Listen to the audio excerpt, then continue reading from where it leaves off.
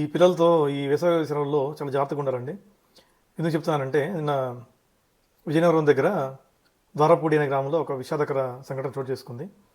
అదేంటంటే నలుగురు పిల్లలు పొద్దున ఆడుకోవడానికి బయటికెళ్ళారు 11 గంటలకు ఆ టైంలో. నలుగురు పిల్లల్లో ముగ్గురు అమ్మాయిలు, ఒక అబ్బాయి. అందరూ 6 నుంచి 8 ఏళ్ల మధ్యలోనే. ఇంకా వాళ్ళు లోకం కూడా సరిగ్గా చూడల. లైఫ్ అంటే కూడా తెలియదు ఇంకేమి ఆ వయసు.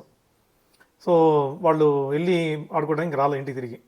సో వాళ్ళ తల్లిదండ్రులు ఎదుగుతున్నారు, ఏమయ్యారు పిల్లలు ఆందోళన చెంది అన్ని ఊర్లో అందరూ అడిగి ఎక్కడికి వెళ్ళారని చెక్ చేస్తున్నారు నీళ్ళలో. సో తర్వాత తెలిసిందంటే ఎక్కడో కొంచెం దూరంలో ఒక కారు పార్క్ చేసిందనమాట. ఆ కారు పార్క్ చేసింది, దాంట్లో చూస్తే పిల్లలు నలుగురు కూడా చనిపోయి ఉన్నారు. సో చాలా విషాదకర సంఘటన ఇది, చాలా బాధాకరమైన పరిస్థితి. లబోదివో అని తల్లిదండ్రులు ఏడుస్తూ ఉన్నారు. ఈ నలుగురు పిల్లల్లో ఇద్దరైతే అక్క చెల్లెలు ఉన్నారు. సో ఇంకెంత బాధ చూసుకుంటారు తల్లిదండ్రులకి. సో ఈ కారు మనం పార్క్ చేసేటప్పుడు కూడా కంప్లీట్గా లాక్ చేసి వెళ్ళాలా, హాఫ్ ఓపెన్ చేసి వెళ్ళకూడదు. హాఫ్ ఓపెన్ చేయడం వల్ల లాక్ అవ్వదు కంప్లీట్గా.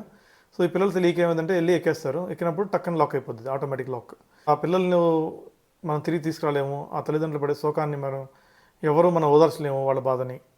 సో అది ఆలోచించుకొని పిల్లలతో ఈ వేసవి సెలవుల్లో చాలా జాగ్రత్తగా వాళ్ళు ఎమ్మటిని మనం చూసుకుంటా వాళ్ళు ఏం చేస్తున్నారని దగ్గరగా ఉంటే మంచిది. ఇలాంటి సంఘటనలు జరగకుండా చూసుకోవాలి. కార్ పార్క్ చేసేటప్పుడు కూడా ఎవరైనా అది కూడా లాక్ కూడా గమనించండి. లాక్ అయ్యేది చూడండి, తర్వాతనే వెళ్ళండి. ఇబ్బంది లేదు, 1-2 సెకండ్లు లేట్ అయినా కూడా.